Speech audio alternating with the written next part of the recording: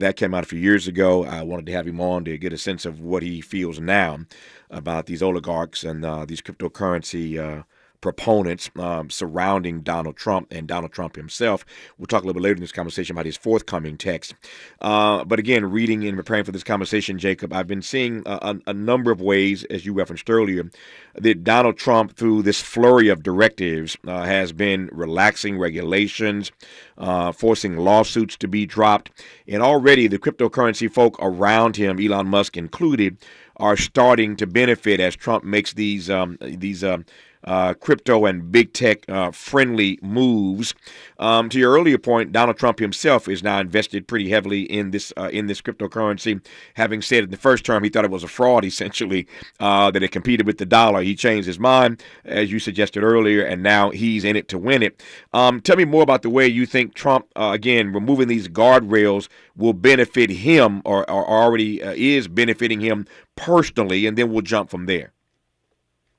Sure. So when Trump came into office, the SEC, or at least Biden's SEC, had done a fair amount of work to enforce regulations on crypto, on an industry that really, by its nature, doesn't want to comply with existing financial laws and regulations.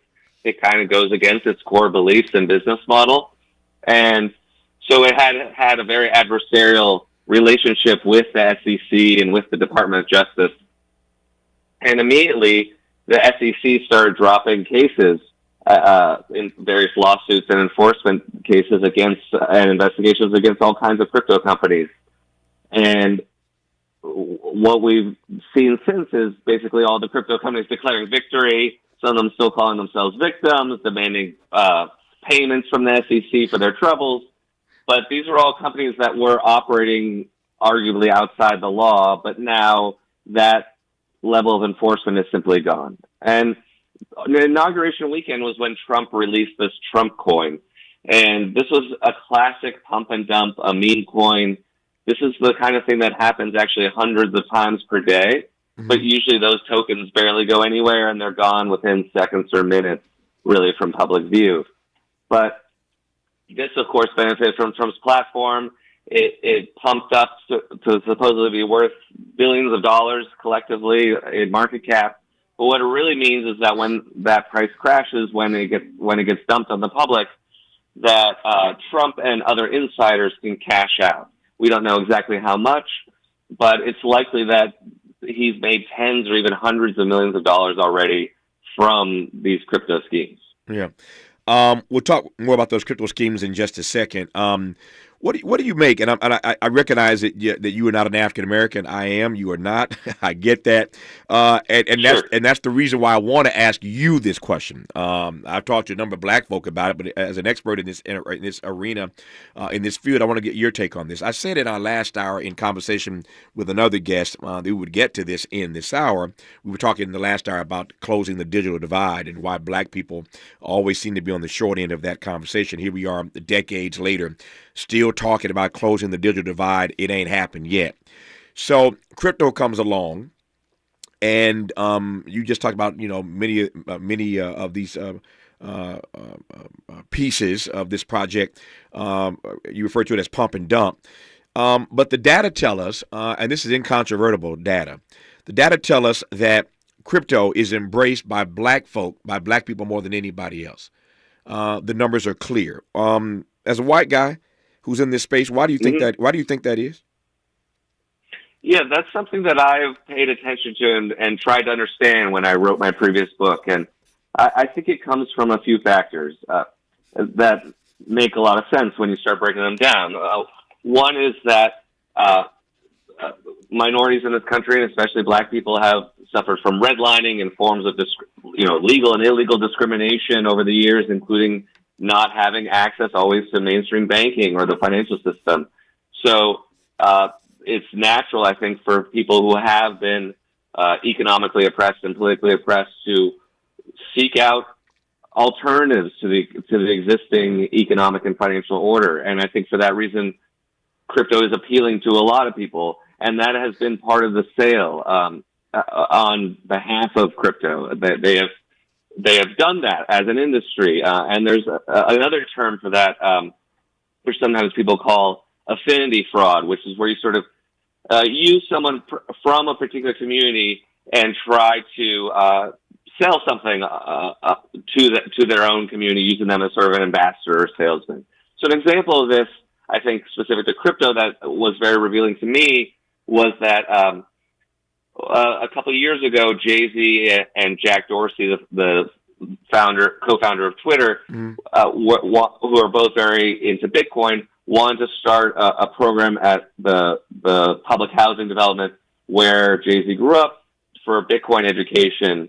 And there was a great article in The Guardian, actually, where a reporter went there and talked to a lot of the mostly black residents of that housing development where Jay-Z came from, and they basically said, this doesn't do anything for us. We don't need, crypto education. We need the heating fixed in our building. We need the basketball court repaired, things like that. And I think, on the one hand, I certainly understand why people would go for it, because I think there are a lot of temptations there, and the existing system is corrupt. But then I think a lot of people, when they do have that experience on the ground with crypto and have been swindled in some way, they see that it's not necessarily a substitute for a real economic equality. And that's also something that I think in a related way that I found when I visited El Salvador, which had embraced Bitcoin too. Wow. Tell me more, just because I'm curious, tell me more about what you saw in El Salvador.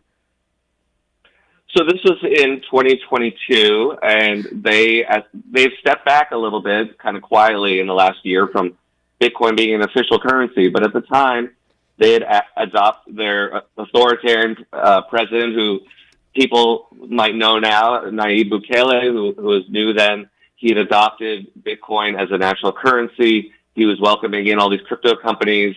And it was supposed to be this form of economic empowerment. He was kind of a fresh face for the country and was supposedly rooting out corruption, getting rid of the gangs. It turned out he did that by conducting mass arrests and putting a lot of innocent people in jail. But crypto was seen, and Bitcoin especially, as this new second currency, was seen as some kind of economic leapfrog forward potentially for the people. And it just simply turned out that no one really wanted to use it. It's very volatile, of course. The system that they built for it there, the wallet system didn't work very well. There were a lot of hacks. One of the frequently cited use cases is remittances. And there are lots of Salvadorans who live overseas, especially in the U.S. There's an enormous Salvadoran diaspora here. But it turns out that most people didn't like the fees that often come with Bitcoin, or it was too confusing, and were content with the sort of relative convenience of Western Union existing methods. So what you really saw on a national level over a multi-year project was that it simply didn't work. It didn't create much economically on the ground. What it did do is you had a lot of foreigners come in, a lot of white people from North America who came in and were able to buy land and essentially take land out from under locals, because there were areas where people live there in El Salvador and they don't have deeds. They don't necessarily own the land. Mm-hmm. They might be internally displaced people from the Civil War, from the 80s. It's a poor country. But the government started welcoming in all these outsiders, saying, come bring some money, buy some Bitcoin, and you can live on the beach here. And so it became this land grab, and it really didn't benefit people. And now the Bitcoin program has mostly been retired there. I confess I am not qualified to say anything about crypto. This is not my area of expertise, hence my being in conversation with Jacob Silverman. What does concern me is, as I said earlier, the data is clear that black people are still embracing crypto more than any other community, and these crypto scams are run amok. So when you connect those two dots, you do in fact get my attention. So again, I say nothing about crypto. I'm not qualified to assess it. What I can assess is the extent to which black people are getting caught up in these crypto scams. That troubles me. So just tell me a bit more about these scams that we ought to be on the lookout for, Jacob. Yeah, and I think anyone would hopefully say that, like, whether you are a fan of crypto or not, that people who participate in these markets and buy crypto should have some assurance of safety, that the tokens will be there when they try to look for them, or that their counterparty is reliable. And really none of those safeguards kind of exist in crypto. So, for example, not just the SEC kind of ending all enforcement, but right now there's a huge problem here in this country with so-called pig butchering scams. It's kind of a grim term, but these are also kind of known as romance scams or financial scams where people get contacted over social media, over WhatsApp by a stranger, and they are eventually, sometimes over a period of days or weeks, coerced into sending money or putting money into a crypto investment scheme. Mm-hmm. And people will tell me all the time, how do people fall for this stuff? How do they do it? But, I've been talking to enough people and done this long enough and talking to people from a lot of different walks of life that I really think it can happen to anyone. And that's what's troubling to me is that a lot of people can really be taken advantage of and are being taken advantage of. And because it is so easy to send a cryptocurrency transaction once you're sort of in that system, it's very easy for someone to be parted with their money. And the Trump administration doesn't seem to have any interest in cracking down on that. They want to give the crypto industry more access to banks and public markets. And I think another issue is, frankly, it's not just kind of fly-by-night scammers out there. It's that a lot of people in the industry, the people running some of these companies, like Sam Bankman-Fried, who is now in federal prison, are not the most scrupulous operators. And there's a reason why they've been attracted to crypto. So hopefully there isn't another guy who's stealing billions of dollars from his own customers like Sam Bankman-Fried did. But it would certainly not be a surprise right now. And if that happens, there's no recourse. Necessarily. If your bank account disappears because the CEO runs off with the money, the FDIC is there to back you up, and we just don't have those kinds of systems in place or those kinds of assurances and that kind of overall supervision that the mainstream financial system has in crypto. And to your earlier point, Trump is even doing more so on top of what you just said. He's doing more so to get rid of these guardrails. So it's going to get worse before it gets better. I note that the subtitle to your previous text that I referenced earlier is called "The Golden Age of Fraud." As I listen to you now, I wonder whether or not you were ahead of the curve. Were you too soon in calling that era the Golden Age of Fraud, Jacob? I might have to expand the length of the era. It certainly felt like a moment in time, I suppose. And in the book, we talk about how what was called ZIRP, zero interest rate policy, when interest rates were very low for many years after the 2008 financial crisis, allowed the economy to recover, but also you had all these venture capitalists and people borrowing huge sums of money and making these big speculative bets. And that's how you get tokens and NFTs and digital assets that aren't really based in anything physical or substantial. Right. And that's how you get a speculative mania. And I think, and that's how when you get a speculative mania, you get a lot of fraud.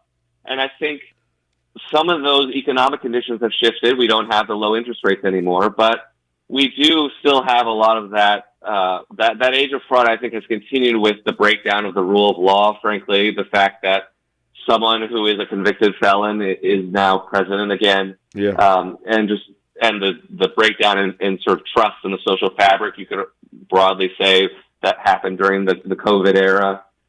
So I think this is ongoing, and this is going to be a serious issue, whether we're talking about in the crypto world or now, let's say the Consumer Financial Protection Bureau is basically being dismantled. Yeah.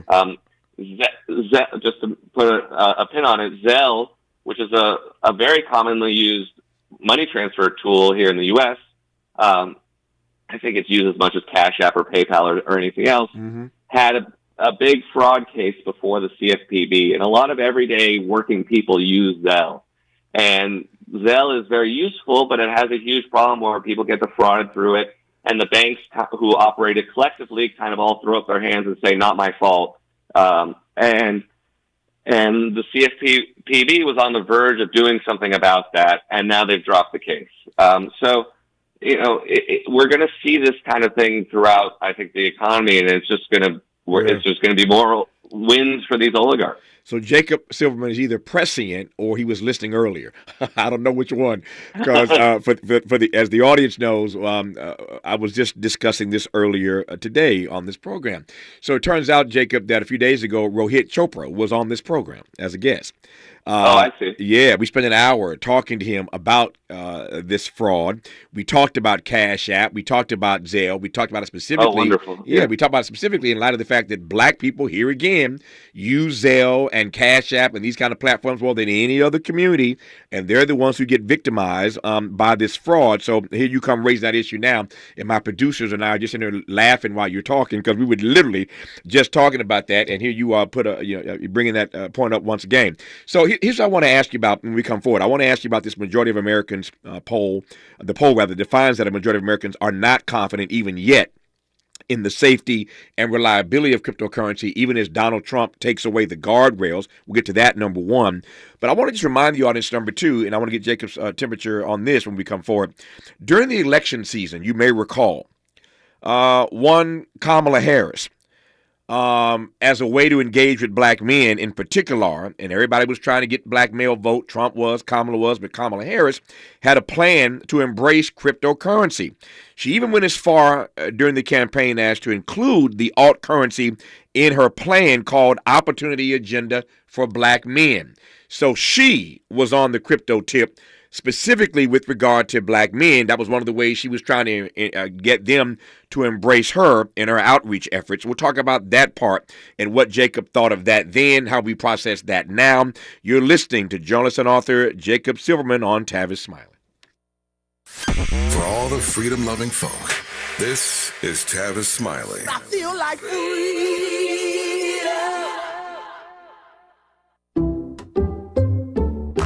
Some people just know they could save hundreds on car insurance by checking Allstate first. Like you know to check your sunroof is closed first before driving through the car wash. Whoa, whoa, whoa, whoa, whoa, whoa. Oh, no. Wait, whoa. Yeah, checking first is smart. So check Allstate first for a quote that could save you hundreds. You're in good hands with Allstate. Savings vary. Terms apply. Allstate Fire and Casualty Insurance Company and Affiliates, Northbrook, Illinois. I'm Bree Wood with 4 Things You Should Know with BIN News. National Security Advisor Mike Waltz took responsibility for an information leak involving U.S. airstrikes in Yemen. In an interview with Laura Ingraham, he admitted to starting the group chat. Texas Congresswoman Jasmine Crockett is under fire for apparently mocking Governor Greg Abbott, who was confined to a wheelchair after a tragic accident in his 20s. Y'all know we got Governor Hot Wheels down there. Come on now. The comments made at a human rights campaign dinner in Los Angeles went viral. Senator John Cornyn called the remarks disgraceful. Ukraine and Russia have agreed to a limited ceasefire in the Black Sea and will work to halt strikes on energy following 3 days of negotiations in Saudi Arabia with U.S. mediators. And the NCAA men's basketball tournament is seeing its highest viewership in 32 years, averaging 9.4 million viewers through the second round, peaking at 10.1 million on Sunday. Get BIN News on demand 24/7 on the iHeartRadio app. Change the way you see the world at the San Diego Zoo Safari Park. Depart from their new Safari Excursions Depot and embark on a once-in-a-lifetime experience you'll never forget. Plus, every adventure helps support wildlife worldwide. Plan your visit to the San Diego Zoo Safari Park today. This is the KBLA Sports Minute with Ray Richardson. The Dodgers have accepted an invitation from President Trump to be honored at the White House for winning the World Series last season. The celebration is scheduled for April 7th when the Dodgers are in D.C. to play a 3-game series against the Washington Nationals. Mookie Betts, the only black player on the Dodgers roster, said he's undecided if he'll join his teammates for the White House visit. When Betts was with the Boston Red Sox in 2018, he skipped the team's White House visit after the Red Sox won the World Series that year during Trump's first term. Dodgers manager Dave Roberts, one of only 2 black managers in Major League Baseball, said he plans to join the team at the White House. In an interview in 2019, near the end of Trump's first term, Roberts said if the Dodgers win the World Series that year, he would not go. Roberts has been a strong advocate for diversity in Major League Baseball. No debates, no speculation, just the info you need. That's your KBLA Sports Minute. I'm Ray Richardson. More news, opinions, and conversation when we come forward on KBLA Talk 1580. We've got a lot to talk about. I'm Reverend Gerald, the life coach. Is someone you love struggling with addiction and mental illness? Is improving your family's health important? Want to leave a legacy that your family can grow? Are you ready to enhance your perception of life experiences? Then wake up weekends at 7 a.m. with Urban Family Focus and get the wisdom, opportunity, resources, and motivation to live your best life. Join the conversation on Urban Family Focus Saturday and Sunday at 7 a.m. Unapologetically progressive. KBLA Talk 1580. We've got your black.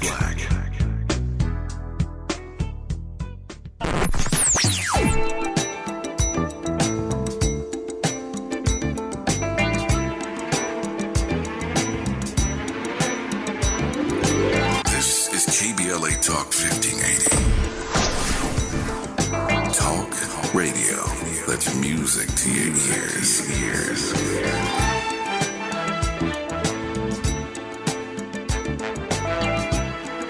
We're unapologetically progressive. KBLA Talk 1580. Every day, a child in poverty waits for a sponsor is another day of hopelessness. There are thousands of kids who've been waiting over a year.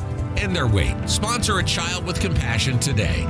Just text the word radio to 83393. Paid for by government.com. Did you know? The United States Mint has issued a new Morgan silver dollar coin in proof condition for the first time. Not only that, they are also minted in 99.9% pure silver for the first time ever in history. Coin experts are calling this an amazing opportunity for anyone that knows the enduring popularity of Morgans. But you must hurry. Only 400,000 of these legal tender silver dollars were issued. These first ever Morgan silver dollars are brand new with stunning mirror-like finish, minted by the iconic San Francisco Mint. Call now and you're guaranteed a new first ever 99.9% pure silver proof Morgan dollar. To learn more, call 1-800-973-9717. If you order now, you will receive a free coin collector bonus pack, a $25 value, free with every order. Call 1-800-973-9717 now to secure your new Morgan silver dollars before they are gone. That's 1-800-973-9717. I can't believe how spotless my floors look after using the Swiffer Power Mop. No more dragging around a heavy mop and messy bucket. Now I get the same deep clean without all the work. Thanks to the powerful solution and scrubbing pad of the Swiffer Power Mop, dirt and grime don't stand a chance, and I don't break a sweat. Mic drop. Mop drop. Swiffer Power Mop. Swiffer Power Mop. A smarter way to mop. Try it or your money back.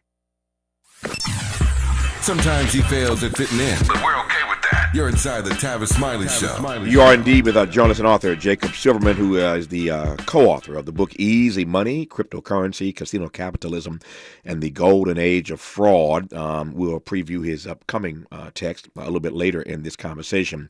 But I said a moment ago, Jacob, and I want to get your take on this. Kamala Harris, as you'll recall, running for president, tried to engage with black men, in particular with this opportunity agenda for black men, as she called it. And one of the points on that opportunity agenda for black men was alt currency, like crypto. What do you recall about that, and what did you make of her outreach to black men in particular through the use of this currency, given that we've already established that black people embrace this more than anybody else, even as there are crypto scammers all over the place? Right. She was in a difficult spot because some folks may know that the crypto industry became the largest donor in the 2024 campaign cycle. So by this time, summer of 2024, the CEOs of these companies and had come out fully for Trump and Republicans across the board. They would end up donating hundreds of millions of dollars and help take down some prominent Democrats like Jamal Bowman, Katie Porter, Sherrod Brown. And so I think this was an attempt, understandable, but maybe not very effective, by Kamala Harris to, one, pay a little bit of attention to the crypto industry. There was supposedly a call that she had with some crypto industry reps, or her team did around then. Mm-hmm. But also to say, I know that this isn't purely a Republican issue. I think targeted voter outreach, there's nothing wrong with that, or saying, hey, this demographic group should be appealed to with the XYZ program. I think with something like crypto, we're still looking for just those broader protections that will protect everybody, including Black people who are statistically overrepresented within cryptocurrency. So, for example, when I keep referring back to FTX because I think it's a good example of what happened here, but when that company went down, it was revealed that Sam Bankman-Fried had essentially diverted or stole $8 billion in customer deposits, and largely because it was based overseas and there was no one really watching the money. Mm-hmm. But FTX had a Japanese subsidiary, and in Japan they had slightly stricter laws about guarding consumer deposits, and similar to some of the laws we have in mainstream banking here. And so basically, the deposits were still there. It was the FTX customers in Japan, while the site shut down, they got their money back rather quickly because they weren't able to steal it. Mm-hmm. And so, if someone like Kamala Harris comes out and says, "Hey, I want to protect Black crypto owners or investors by introducing, FDIC-like protections for all crypto investors and all crypto accounts," I think that'd be great, while still, appealing to that specific population. Yeah. But those are just things that don't exist yet, and that the industry just doesn't really want, it seems. Yeah. What does it mean that in this last, and there was so much money raised, as we know, in a matter of weeks, literally, she only had weeks, Kamala Harris raised over $1 billion. And there's still questions about where that money went and why they ended the campaign in debt. There were millions of dollars in debt when the campaign ended after having raised over $1 billion. I'll leave that alone for right now. Again, questions still being asked about that. But to your point of a moment ago, crypto became, if not certainly one of the largest donors in this last election cycle. I don't want to color it much more than this. What does that mean? What does it mean looking back at that race? I think you've already sort of already answered that. But what does it mean going forward that crypto now, in a matter of years, has risen to the level of being like the biggest donor in major races like President of the United States? I think it means a couple troubling things, because crypto is different than a lot of industries. For one thing, it's both the industry and a means of payment. It's a means of transmitting money. And so now some campaigns legally accept crypto donations, but I have had conversations with members of Congress, and I have an article coming out relating to this in The Nation probably next month, who are concerned about crypto payments to their colleagues under the table. And we already see Donald Trump receiving tens of millions of dollars in crypto payments, for example, from Justin Sun, who's a well-known, kind of notorious crypto entrepreneur who was being sued by the SEC for fraud.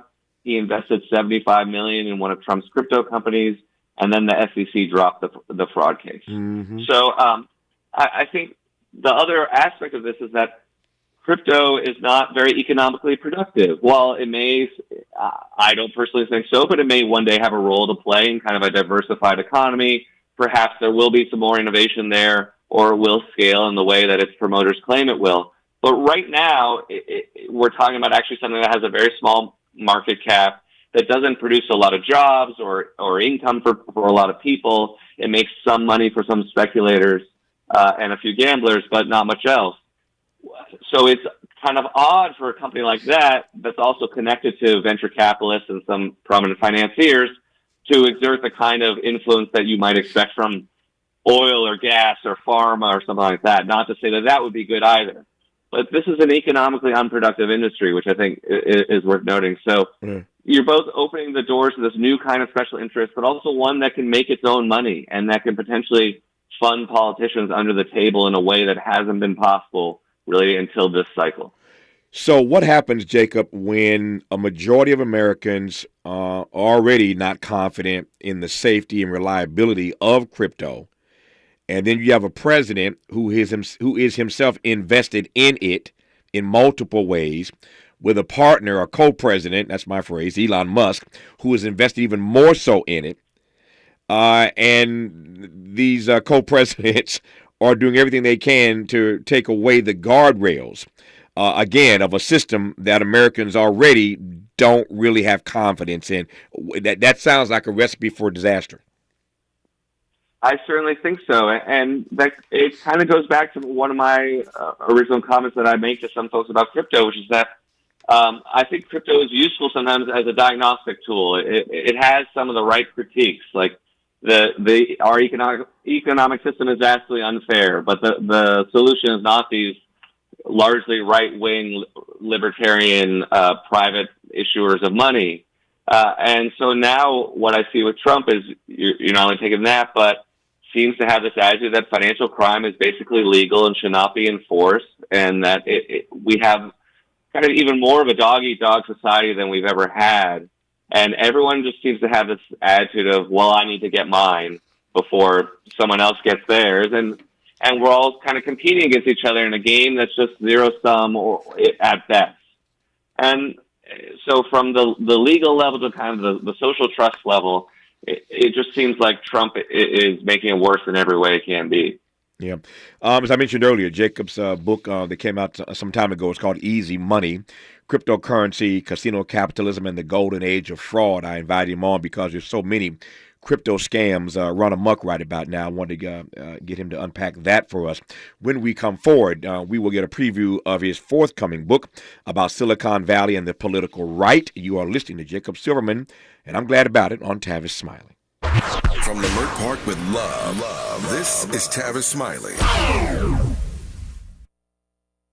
Robinhood Gold members can now enjoy the VIP treatment, receiving a 3% IRA match on annual retirement contributions. With Robinhood Gold, the perks of the high net worth are now available for any net worth. The new gold standard is here with Robinhood Gold. To receive a 3% boost on annual IRA contributions, sign up at Robinhood.com/gold. Investing involves risk. 3% match requires Robinhood Gold $5 a month for 1 year from first match. Must keep funds in IRA for 5 years. Go to Robinhood.com/boost. Robinhood Financial LLC member SIPC. Gold membership is offered by Robinhood Gold LLC. We asked seniors how to prevent Medicare scams.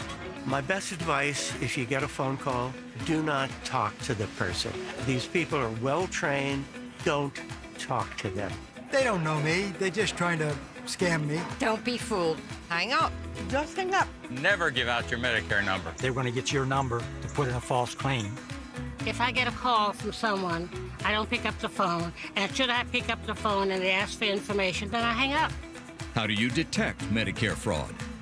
Just like I check my credit card statements, I check my Medicare statements monthly. Scammers can get a hold of your number, order medical devices through your account, and you're not even going to know about it if you don't look at your statement. Check your statement every month. If you get your statement and you see something that you know you did not have done, you report it.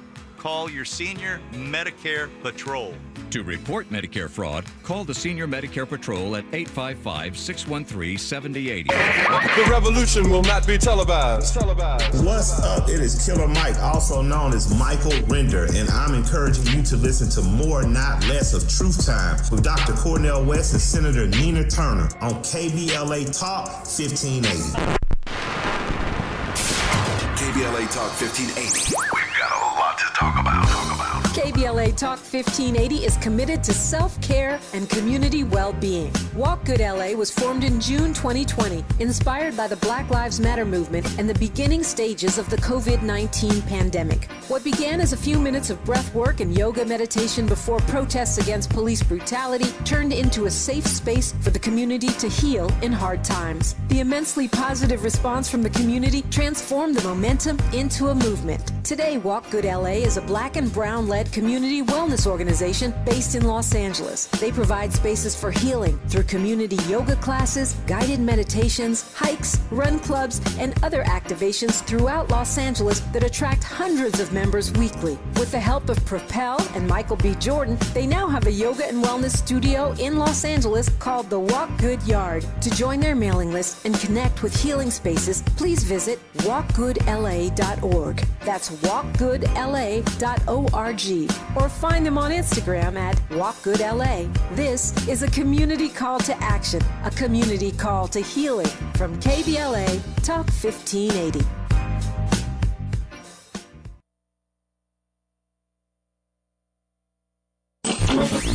Freedom is an endless endless meeting. So let's get back to it with Tavis Smiley.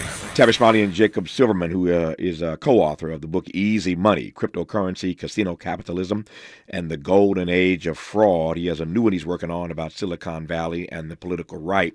I want him to share a bit with us about what's going to be in this book. But it seems to me that that Donald Trump, who has told voters repeatedly, Jacob, that he wants to fight political corruption. But with Elon Musk operating with impunity throughout the federal government, it seems to me that Donald Trump is taking political corruption to a whole new level. So out of one side of his mouth, we're fighting political corruption. But his actions say something totally different. Again, with Elon Musk having sort of free reign with impunity to move and do as he is inside the federal government, which I think is a nice segue into this notion of this new book about Silicon Valley and the political right. Tell me more, sir. Sure, thank you. It comes out in the fall. It's called Gilded Rage, Elon Musk and the Radicalization of Silicon Valley. And it's based on reporting I've done in the last few years, and some of it about the crypto industry, but really about where is this emerging right-wing anger in tech coming from, or was it coming from, and how that ended up becoming a huge political force in the latest presidential election. And now we have, I agree with you, co-president Elon Musk. I've also called him the shadow president, but it's sort of the same thing. And we are in a very much an unprecedented situation of the richest man in the world is essentially running the government, rooting around it to his content. It is, of course, the height of corruption to have an oligarch doing this.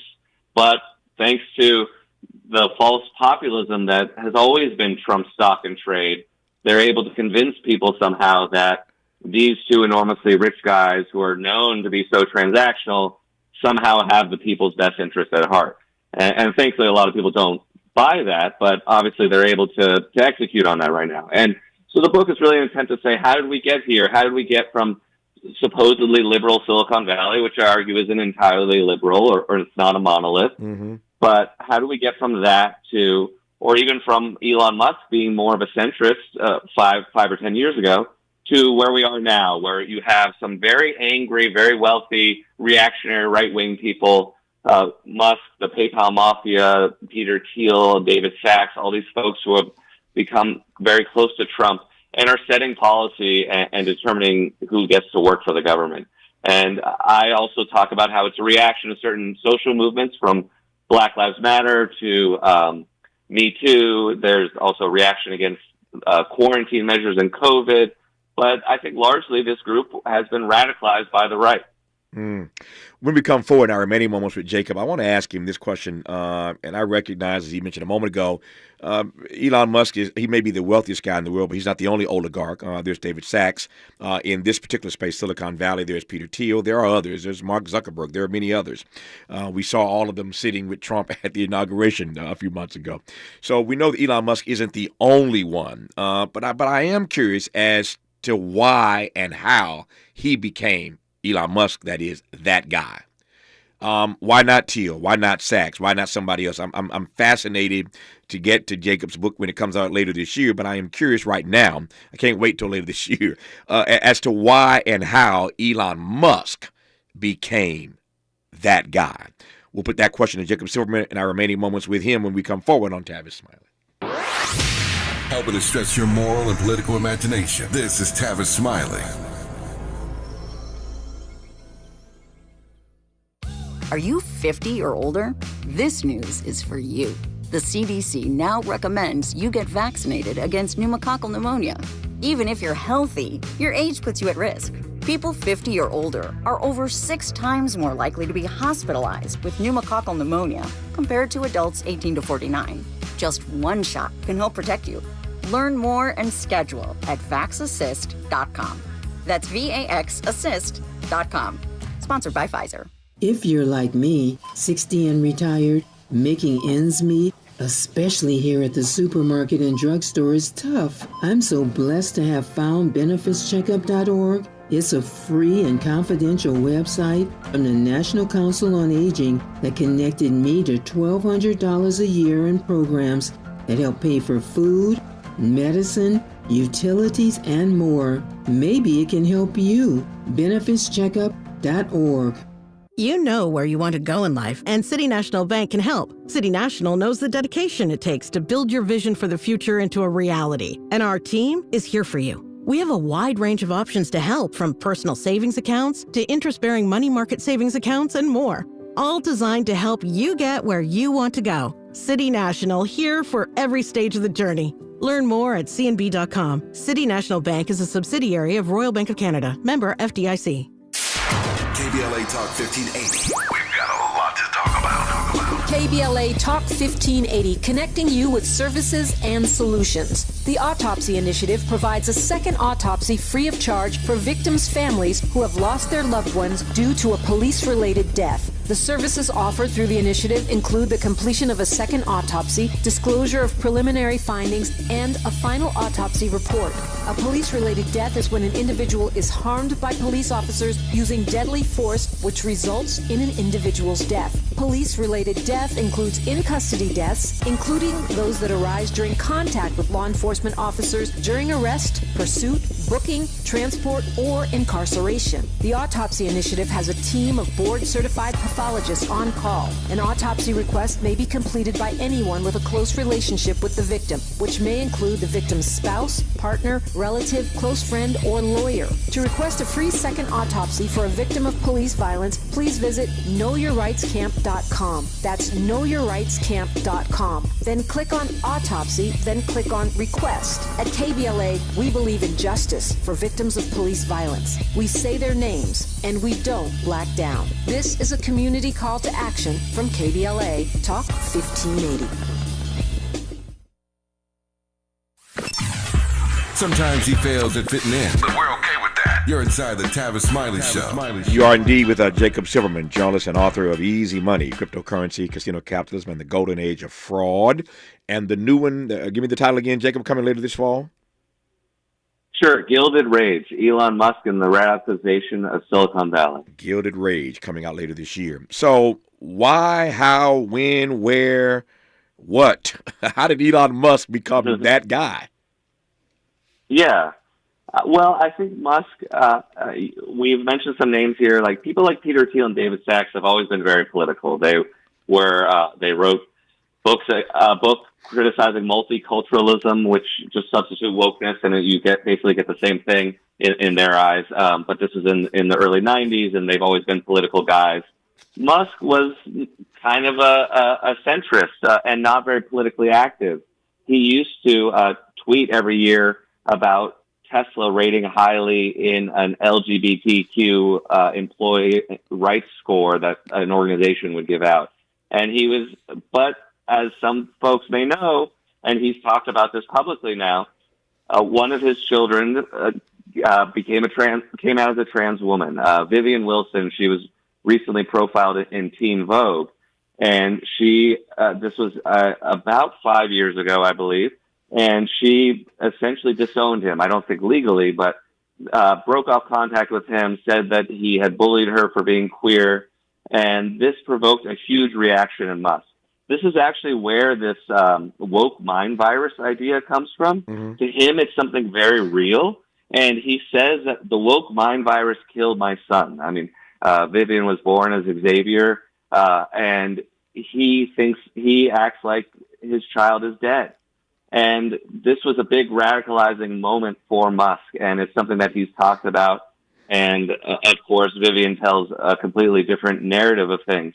But he claims that doctors and his kid's school kind of tricked him, but that is what got him started as a kind of a social reactionary, and particularly as someone who was vocally transphobic and anti-trans. And there were other factors that I think that contributed along the way. He had a big conflict with the state of California over reopening his Tesla factory in Fremont during the quarantine. He eventually did it illegally, essentially, and dared the state to arrest him.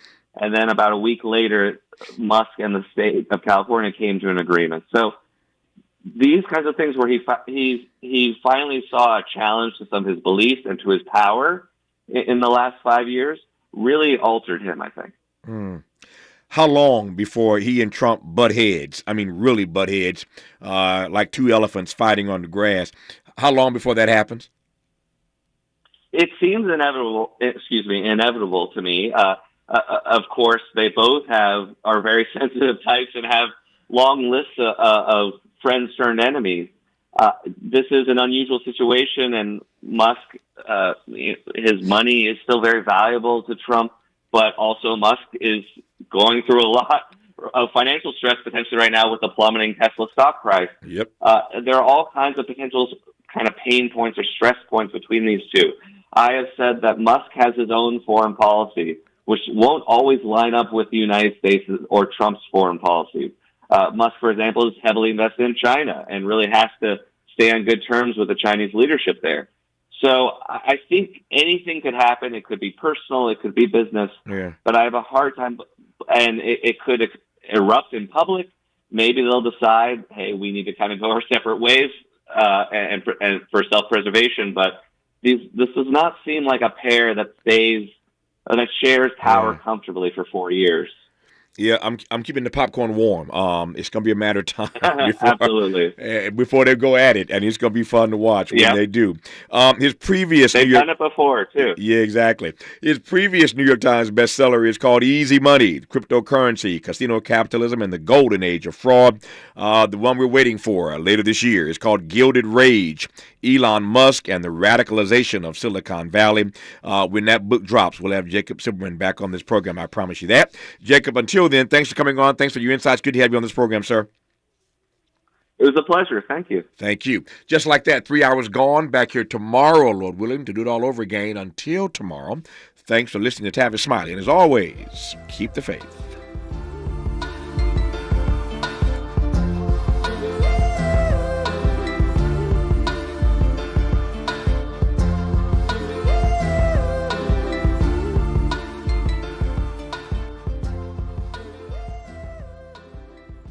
KBLA 1580 Santa Monica. I'm Bree Wood with 4 Things You Should Know with BIN News. National Security Advisor Mike Waltz took responsibility for an information leak involving U.S. airstrikes in Yemen. In an interview with Laura Ingraham, he admitted to starting the group chat. Texas Congresswoman Jasmine Crockett is under fire for a